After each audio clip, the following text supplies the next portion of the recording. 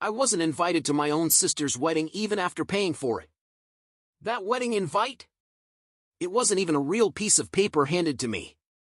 It was a stupid picture on social media, all fancy gold letters on a white background.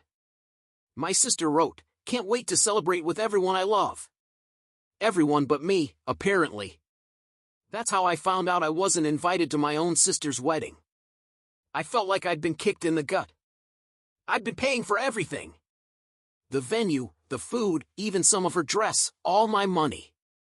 I thought maybe it was a mistake, but then I saw the comments. Everyone was talking about how excited they were. Someone even joked about how exclusive the guest list was. Exclusive? That's when I knew. I texted her, "Hey, saw the post. Did my invite get lost?" Hours went by. Then, at almost 11 at night, she texts back. "We had to make tough choices. It's a curated event. You don't really fit the vibe. Love you." Curated event? Don't fit the vibe? I read it over and over.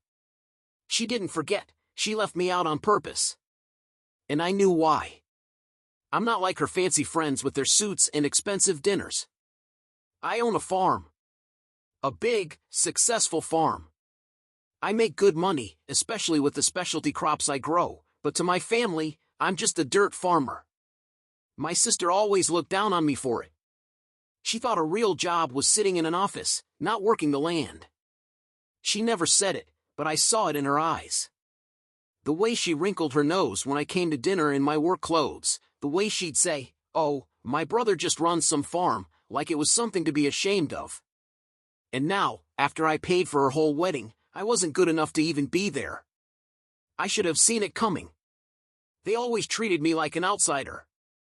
Little digs at dinner, how proud they were of her office job, but barely a word about my farm. But I always helped. When she needed money for her fancy wedding, I was the one who stepped up. Weddings are expensive, she'd whine, swirling her wine. If you want something nice, you have to pay for it. I'd joke, "Easy for you to say." And she'd snap, "You don't have student loans. You don't have to keep up appearances. You wear the same boots every day." That was her. She cared about how things looked, not that I built my business from the ground up. When she and her fiancé were short on cash, I wired the money without thinking. I thought it was for family. But I wasn't even worth an invite. I didn't sleep that night, thinking about every time she made me feel small. Was it when I showed up in my work clothes, smelling of earth? Was it when she introduced me to her friends? Or did she always think of me like this? The next morning, I went to my parents' house. I heard them talking in the kitchen. "He'll embarrass me," my sister said. "It's a sophisticated event. I can't have him showing up like he just came from the fields." My dad mumbled, "He's family," but he sounded weak. "Exactly," she said. "He should understand. He doesn't belong." I walked in. My sister turned pale. "So, that's how you see me?" I asked. She said, "Don't take it personally. It's not your kind of crowd." "My kind of crowd?" I said. "Because I don't sit in an office, I'm too dumb to talk to people?" My mom said, "Sweetheart, it's just a different kind of event. You're always in those work clothes." "I own a business," I said. "I make more money than half the people you're inviting. But because I don't wear a suit, I'm not good enough?" My sister said, "It's not about money, it's about image. I need everything to be perfect. I just don't think you'd fit in." They didn't care that I paid their bills.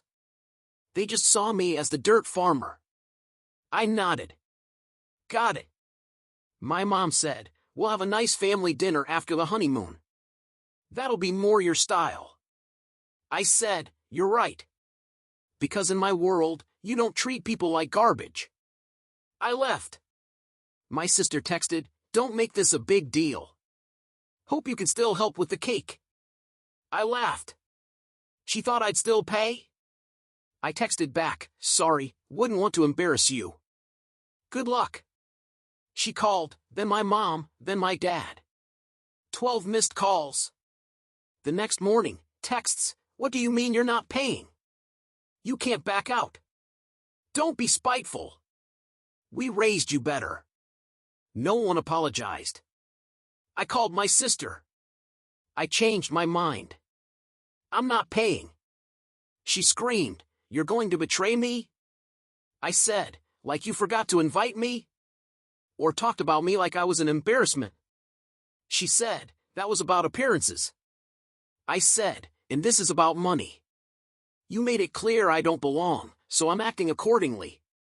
She said, "You're just mad about the invite." I said, "I'm mad you used me.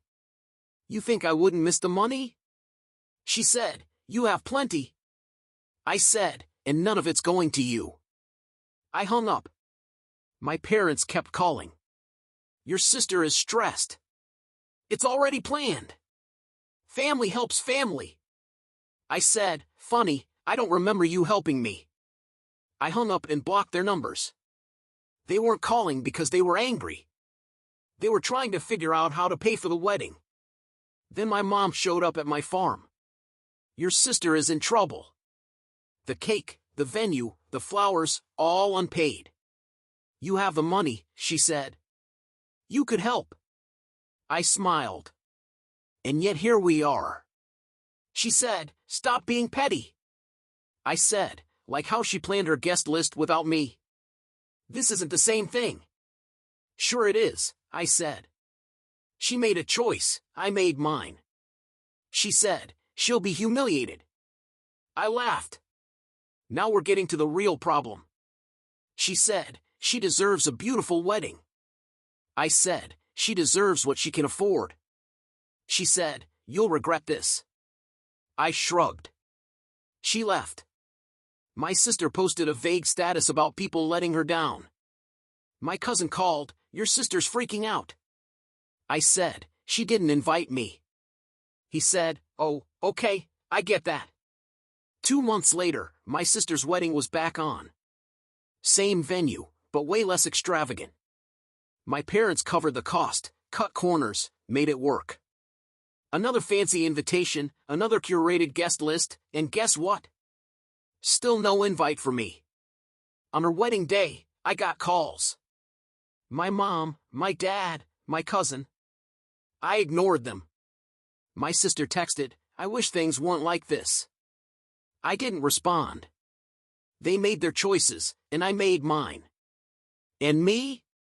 I'm doing just fine, watching my crops grow.